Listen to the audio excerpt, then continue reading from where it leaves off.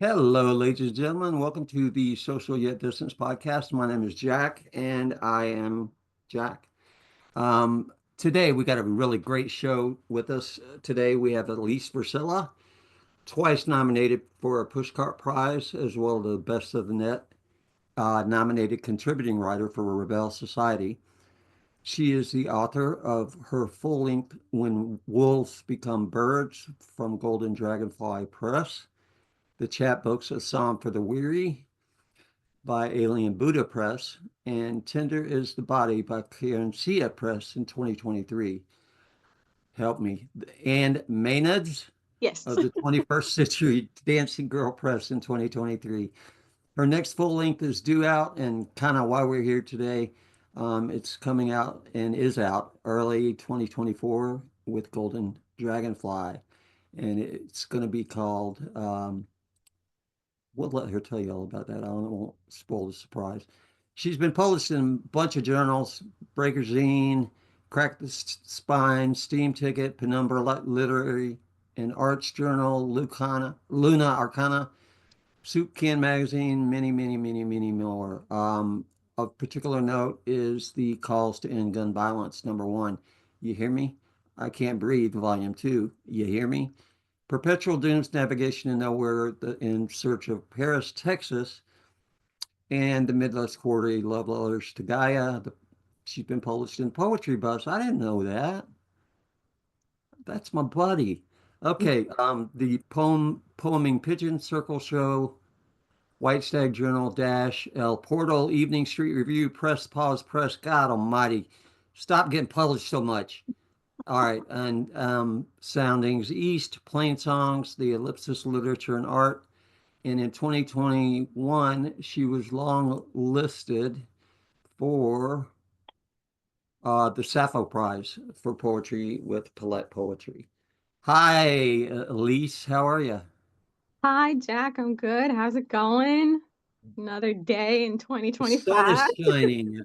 It's a beautiful day in the neighborhood. The beautiful day. The world's on fire. It's okay. It's good for my tan. Um, So yeah, I'm sure that we could elucidate all day long about the woes of our current status in life in the world. But I think that that's going to kind of come out in talking about your writing. We've known each other a little bit, and um, I've just I don't know that I've ever told you I'm truly proud of the work that you've done and the way that you progressed, and you kind of picked up the ball and tackled it like an animal. And um, it's it's impressive to not only see that passion, but to put it in a direction where hopefully those words are going to make a change, because that's really what the podcast is all about, is making sure that the important words and the banned books and things like that never disappear. But we also want to bring to the world a new voice and build up a newer community that's focused on what it's really like today, and pulling down some curtains from some windows so that we can see things a little bit more clearly. And I think that you do that very well. And I'll just let you ride on that one. Oh man, that's beautiful. Thank you. No, we like met during, I feel like, pandemic when lockdown, and just this little friendship that's formed. Honestly, we've never even met in person, but it doesn't matter because I just feel like we're so close now. And I for you to like know my work and see its trajectory and to actually like see it having like progressed, I mean, that just means so much to me. Part of it,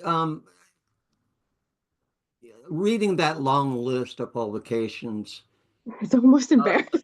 again, is kind of what reiterated that for me. And that's why it struck me so immediately, because that's something I could have said to you anytime, anywhere. But reading that list of publications and the books, it's like, okay, I knew she was really getting this thing, and she was taking it with both hands. But I don't think I realized the depth and how strong that grip was that either the words had on you or you had on the words, whichever. And so it's just that's why we exist, and it makes me very happy to see that. Um, and yeah, so you do a great job with that. Enough of the frothing at the mouth, I guess. Because I did hear you got a boyfriend now. Thanks. Fiance now. I'll be remiss if I don't notate that is now fiance. You would be remiss, and I'm a harmless critter anyway. I never leave my house, so Oh, I would dance at your wedding, though. I will tell you that. oh yes, all the dancing, Wait please. a That's minute, I'm old enough. I can all claim your daughter, right? All right, going down. all right. Enough silliness, Jack. Okay, let's talk about. I think there was a lot of fallout and experience with the whole when birds become wolves thing. Because that was the first time we got together on air. And Yeah, I particularly watched I particularly watched the progression that you talk about in with that book. And I could see very clearly that it was um, becoming successful for whatever that means to us. Um, and that the words were not only successful, but they were being picked up in other places as well. Other people were noticing. Because I have a pretty random um, taste when it comes to written word, and people I like really stand out. So when I believe in a writer or a poet, and I start to see, that they're getting some at least recognition, um, or furthering their craft in that process, it's it reminds me why I do what I do.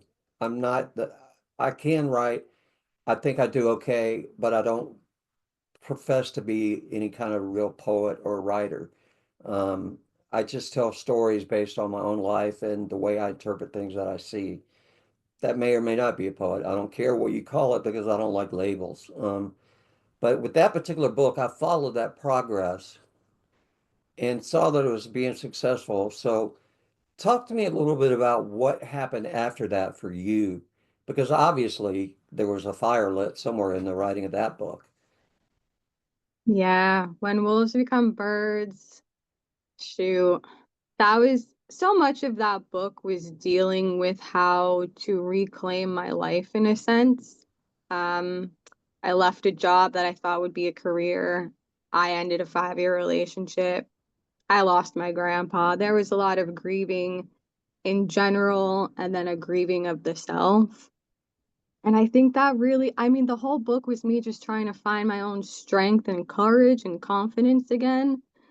And then marketing the book and going to open mics and then getting features and interviews on podcasts and just being able to connect with people on the subject of the book. I mean, I didn't realize that other people would connect to these poems that I wrote to like get over a hump of grief, Right. and find myself on the other side of that. The people who have messaged me it's been like 21, like 4 years now since that book came out.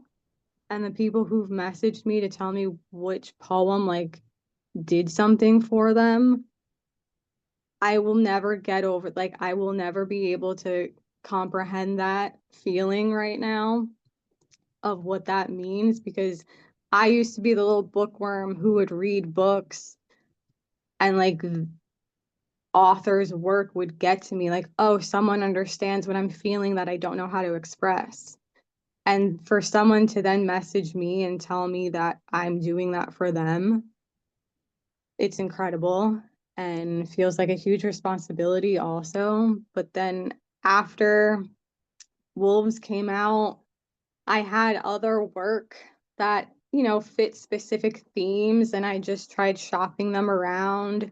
And people are always recommending me places. Like I feel like I've gotten this fire has been stoked not just by me, but by other people. People telling me like you should submit here, you should try this, feature here, or come do this with me, or people who just speak your name in rooms you're not in and give you opportunities and just point you in the right direction is how this poetic fire essentially just sustains itself. It's not just me and like the work.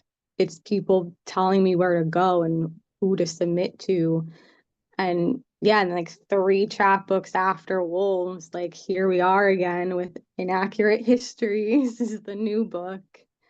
Um, yeah, it's kind of wild. And like you reading the list of my prior publications, it kind of does like take me for a minute, be like, wow, look at what I've accomplished that I never actually let myself like sit with.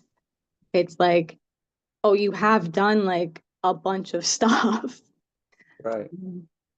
Well, I'm very guilty of the same, and I think that the same in that not recognizing whatever progress or impact I might actually be having out there. Because my goal was always, from a writing standpoint, was to kind of punch you in the gut at the end so that you had something to think about. And that came from, you talk about writing in wolves about your own experiences and come to terms, and you use the term grief. I think that trauma, is a secondary word for that. And my writing experience, first of all, when I was young, it was an escape, and I would just write fantastical stories about whatever, and in the name of learning English better, according to my parents. But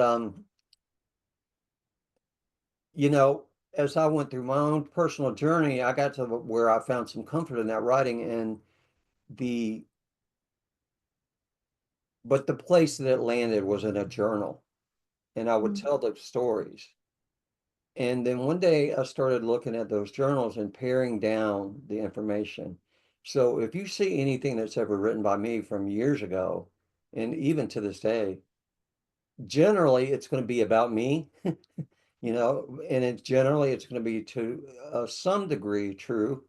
It may be exaggerated, it may be misremembered, it may be, like I had an ex-girlfriend remind me of a fact that I pointed out in one of our poems, or one of my poems, and when she got in touch with me 5 years later, she reminded me that no, it wasn't that way at all. It's like, oh, Mm. thanks for getting a hold of me. you know. Um, No. so my point is, it's a matter of whether you call it trauma or you call it your history or whether you call it this or that.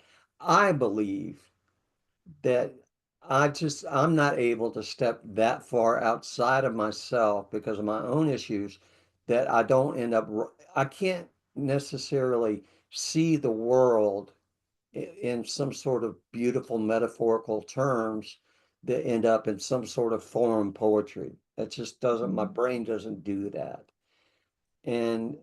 But to that same reward that you're saying, or that you're speaking of about, oh, wow, hearing that list is so big.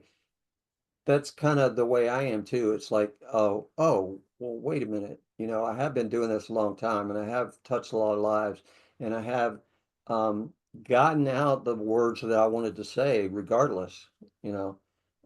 And it might be a freaking Saturday morning cartoon before it's over, who knows? But you got to morph and adopt and change, and that it seems that you grasp that very well.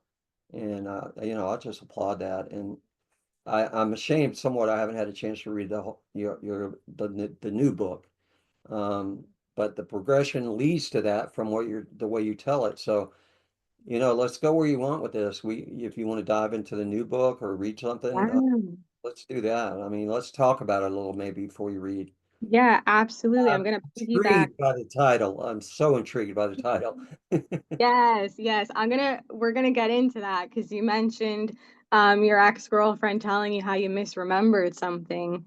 So Inaccurate Histories, the name of the new book, is a concept that arrived again, from grief. I feel like I'm always writing from a place of like moving through grief. I had lost my last, grandparent. So I was thinking very heavily on the fact that I don't really have much family left.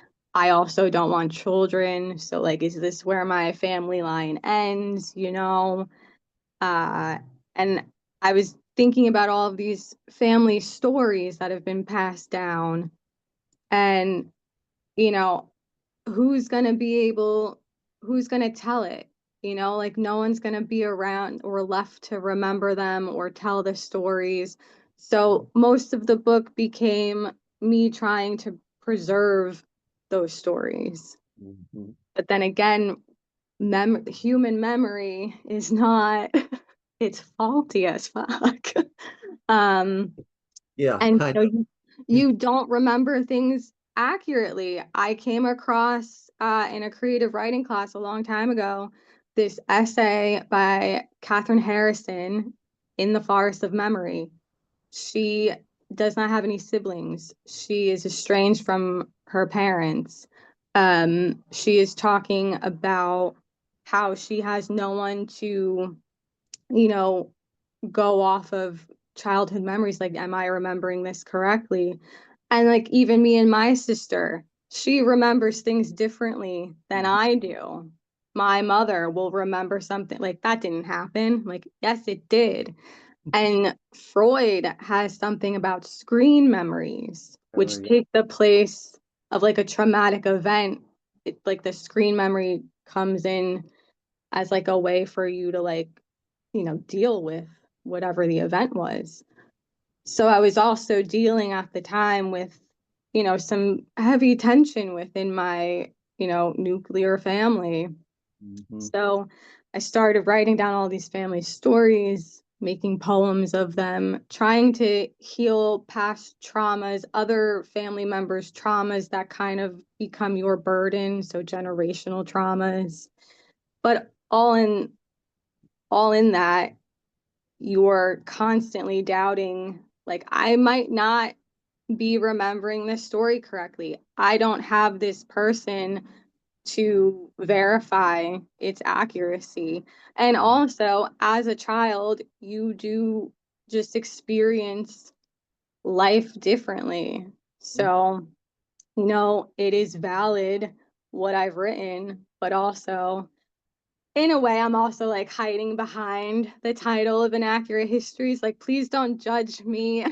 Like if you feel like, some family members might be like that, why'd you write that? It's like, Yeah. well, that's Well, how I experienced it. So, that's how your trauma inflicted me. And this is yeah, that's what's this is happening. how it manifests.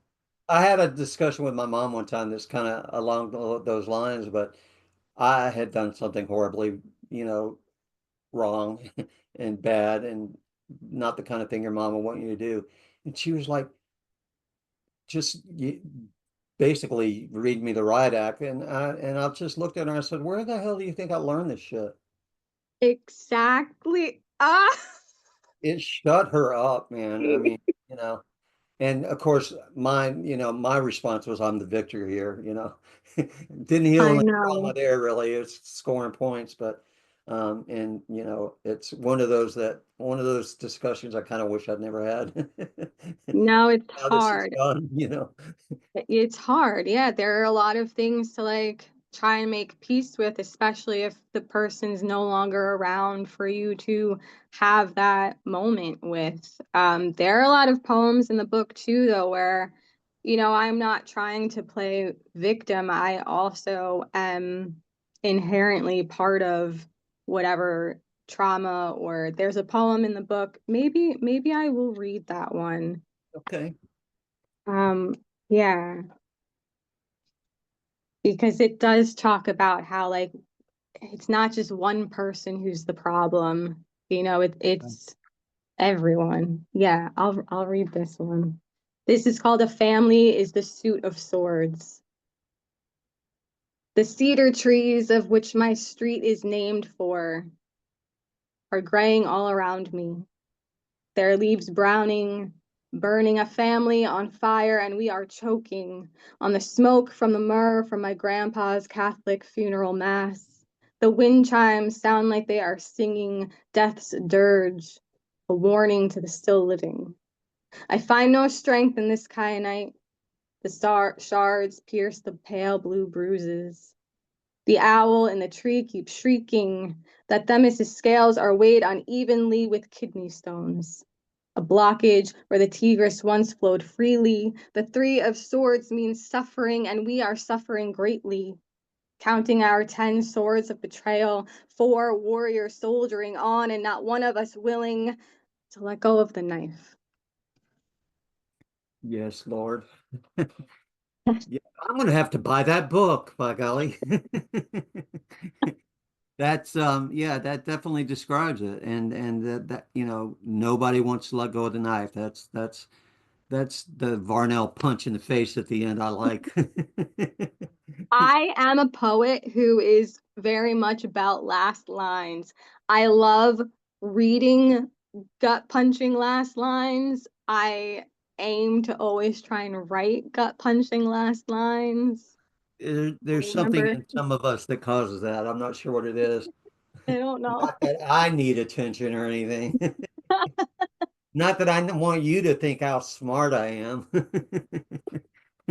I love it. I love it. But I mean, I think that's the reality of it. I don't care if you're, a University of Cambridge PhD poet.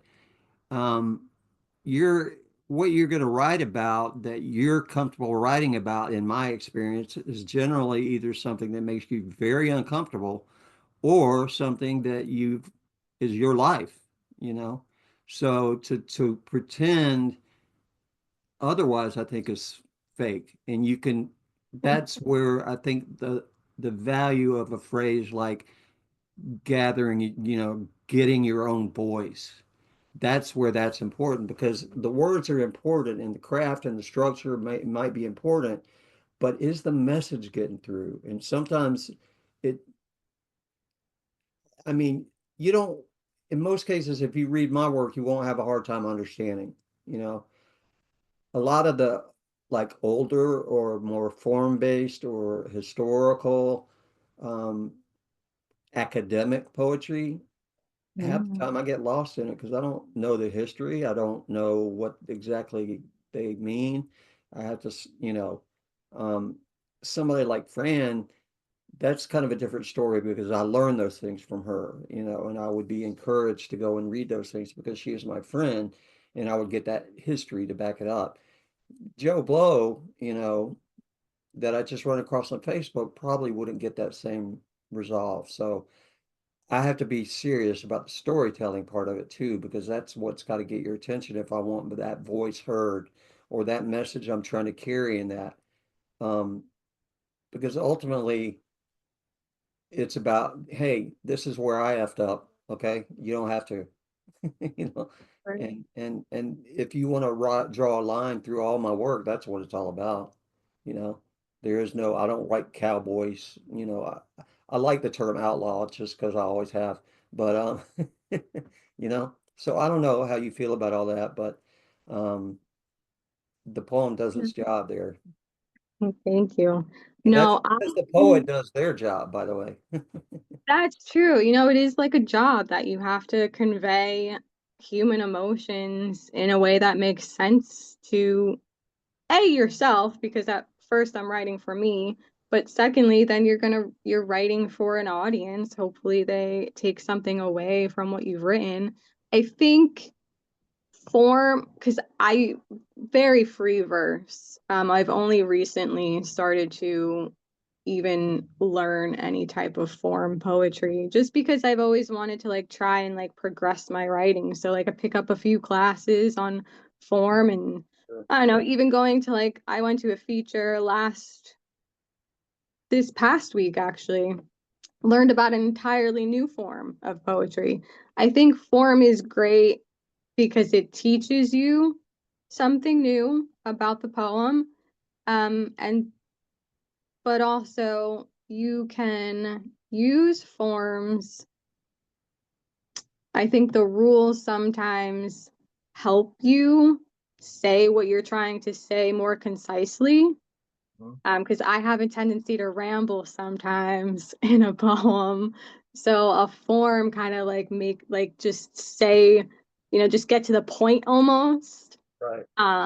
But also I think all of those rules, forms, like those could all be broken. Like poets are always inventing new forms. Like the form I just learned about wasn't like a textbook form. Right. Mahogany L. Brown created, I cannot remember the name of the form right now, but it's super interesting. I'll get back to you guys on the name of the form. Actually, probably if you just look up Mahogany L. Brown and form that she There's a created, you'll world out find of it. it.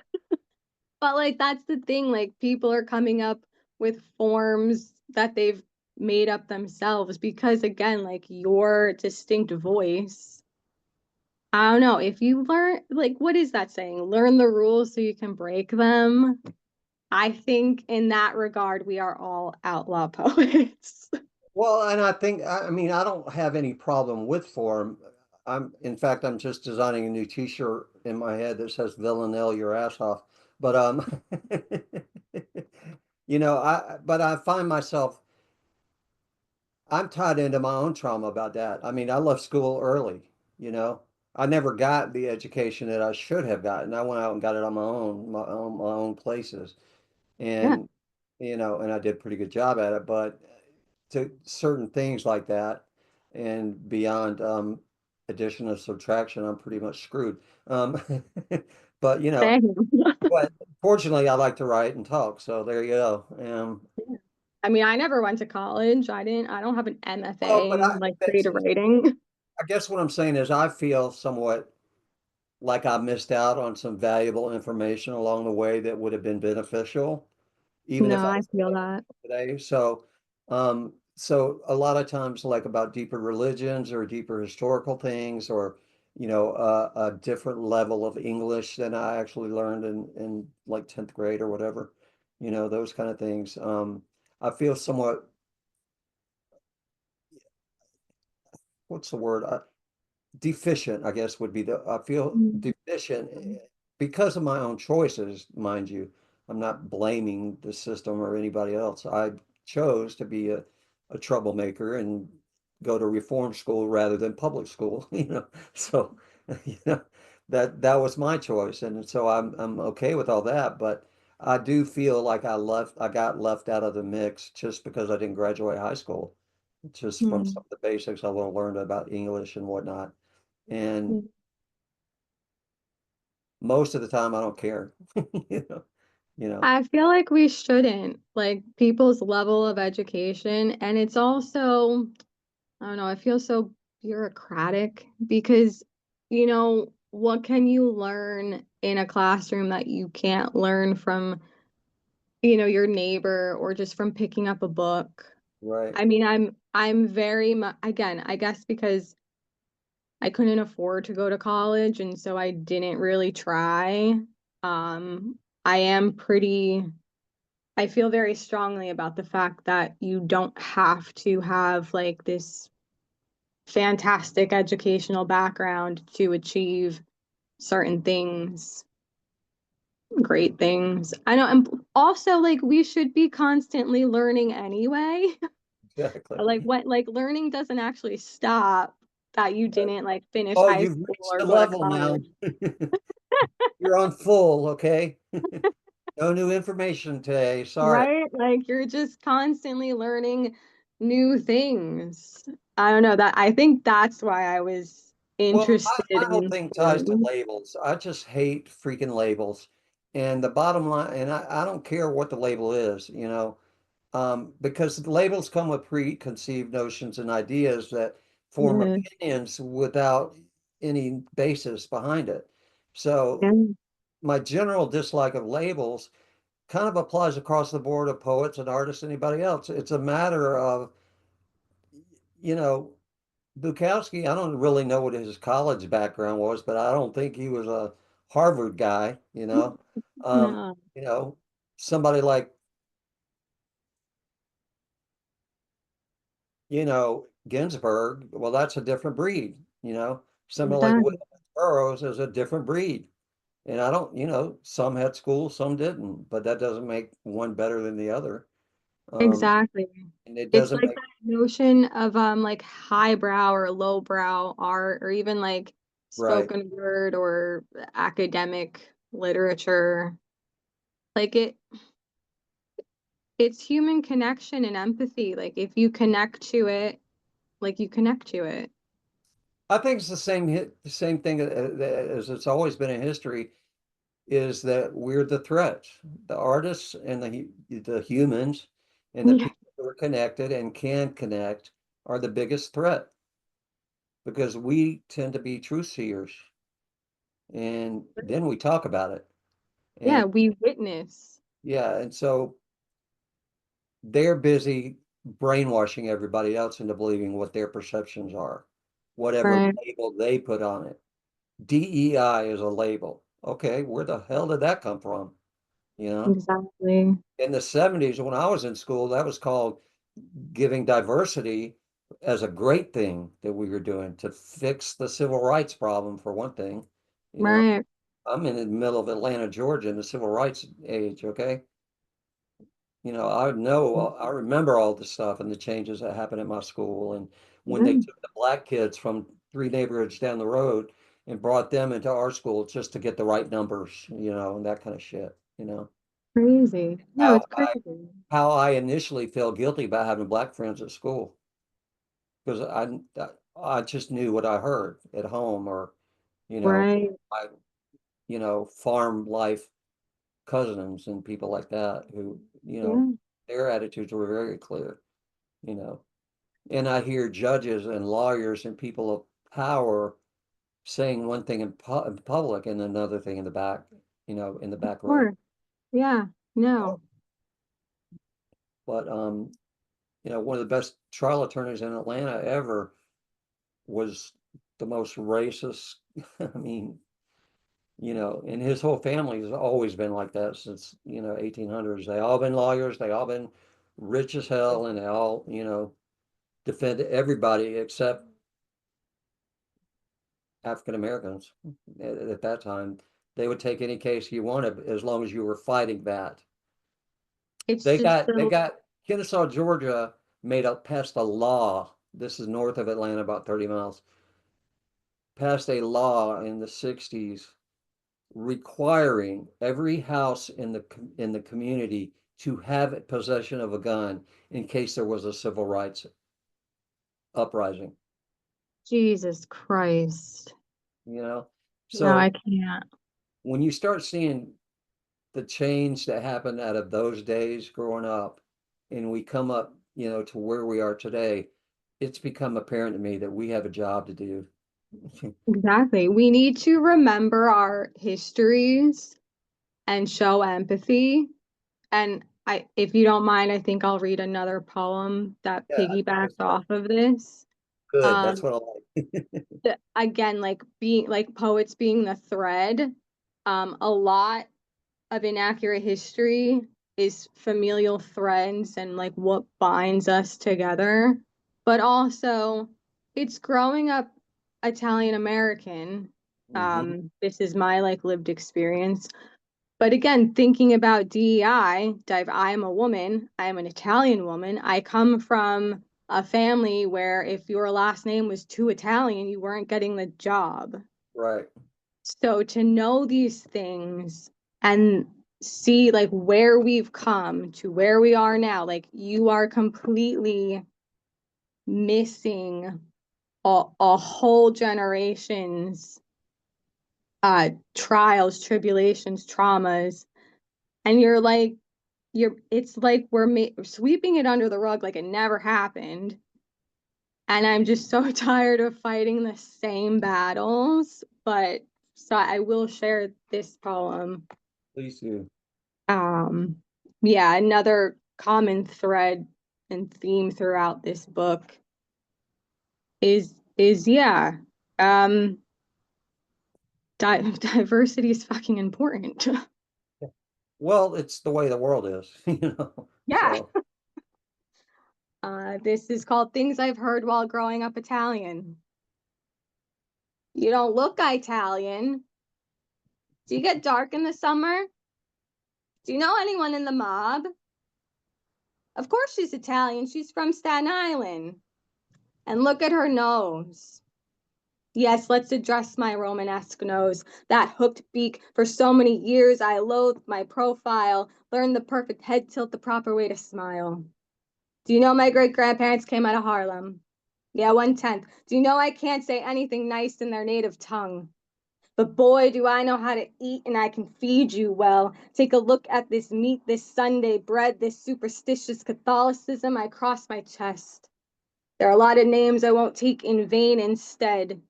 I think about the blood of my father's father, lush within my veins, disdain that blooms roses throughout the carpet. You can't rinse the blemish of a created name, but what is a name except a mark of one's history?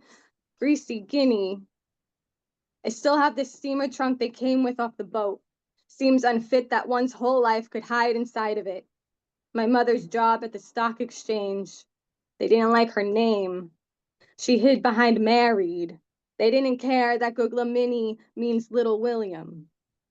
People ask why I get so pissed when they miss the proper pronunciation of my name, can never guess that this mess of letters in a foreign alphabet would mean so much to me. At least they didn't say, hey, bitch.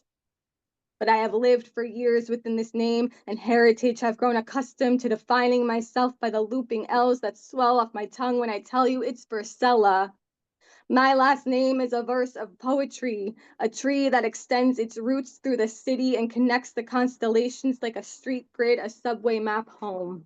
Yes, I am Italian, a vivacious, passionate woman. I know what it is to live because we are always dying, like a language you can no longer recall. The olive-skinned faces of grandfathers long gone. I am holy divinity carved from marble, the grace in a Renaissance painting, the Madonna as you pray for salvation. Yes, I am indeed Italian, as golden and blood as oil and wine, and I taste just as sweet on the tongue.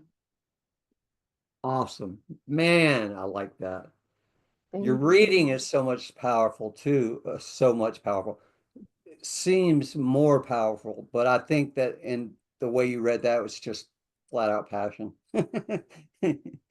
Absolutely. Yeah. A lot. And My I'm guilty of some of the above, having lots of Italian friends growing up. Listen, like the reading, I think my reading has gotten better because of the people I've been privileged enough to call friends, and watching them perform has only made me better. And also, yes, the amount, this is the most vulnerable I think I've been in a poetry collection of mine. I think it's the most vulnerable I've been in my poetry period. Um, I've never allowed myself to be this like black and white about my feelings. Not hiding behind like metaphors or similes. It's very much, it's just very to the point. Um, so for people who maybe think like I don't really understand poetry or what have you, I'm like, no, this is pretty modern poetry. You'll get it.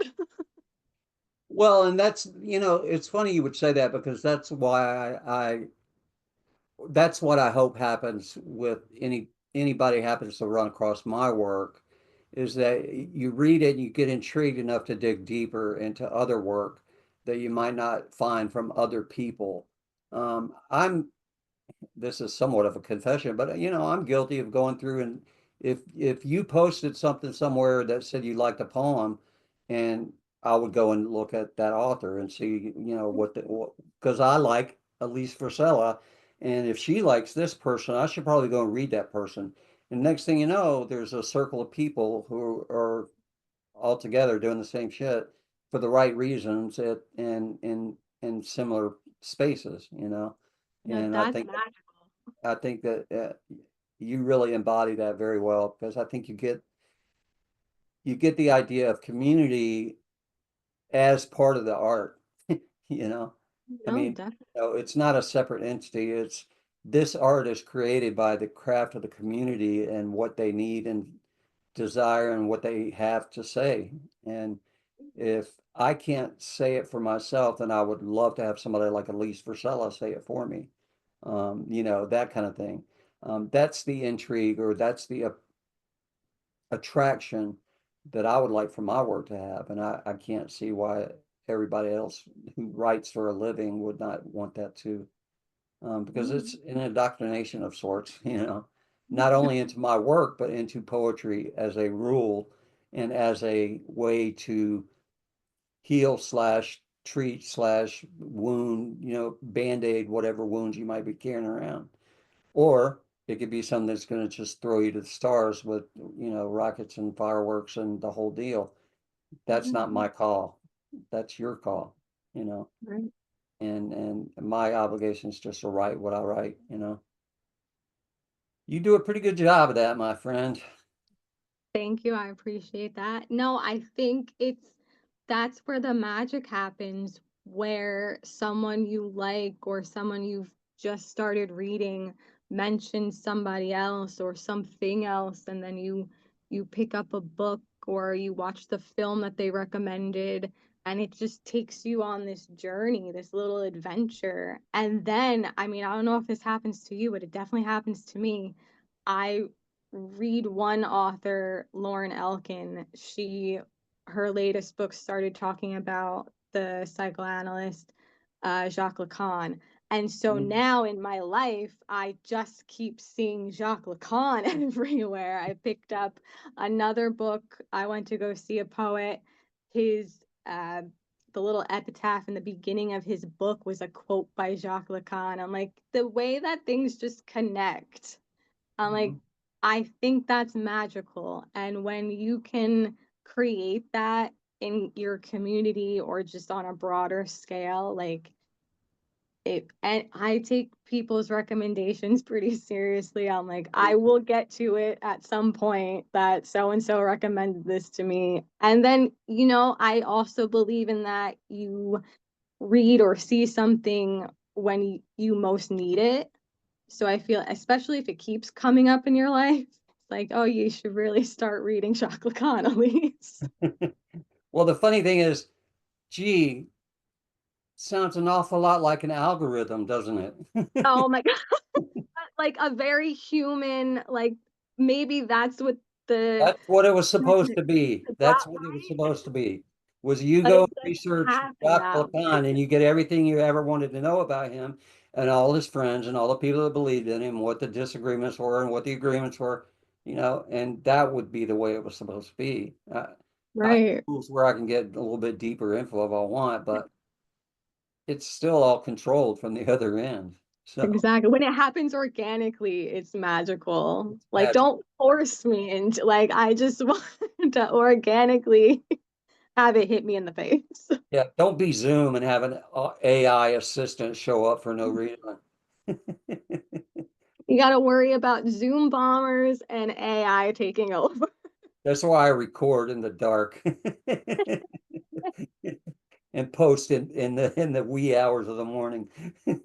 That's why you're an insomniac. I am. No, I'm not kidding you. I mean, it's 4 or 5 o'clock before I go to sleep every day, you know, and I'm up by 10 or 11, you know, just not awake until about 4. It's like we're here, but we're not really here. Right. I'm going to go back and review the tape, make sure I was actually there.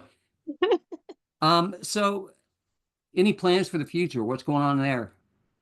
So we are working on promoting the book. I've got a few things lined up. If you're in the Staten Island, New York area, I will be at the Barnes and Noble on April 19th. We are trying to set up a release show in Asbury Park, New Jersey on April 12th. We've got a few things planned. I'm hoping to do some really interesting things with Inaccurate Histories this time around because it deals so heavily with, my Italian American upbringing and family. Hmm. Yeah, and then at some point I gotta plan a wedding. Well, you'll get to it. But yeah, Well, I think down that the all road. sounds exciting. people should probably go and buy this book, don't you think? I would love them to buy it. And you want to It tell is them where to get it? available. Yeah, it is available at all of your favorite bookstores, Barnes and Noble. Please request it from your local bookstores. You could go to bookshop.org to order directly from them. Well, I'm not going to mention where else you could get this book because we're not going to support that Gotcha, man. gotcha, gotcha, gotcha. But Yeah, also, you can also, send a don't be message to tilting me they're directly. listening, okay? Don't. All right. I will put the links as well in the description of this video, Yes. ladies and gentlemen. So make sure that you do that, and always go to bookshelf or one of the other alternative indie sites if you possibly can.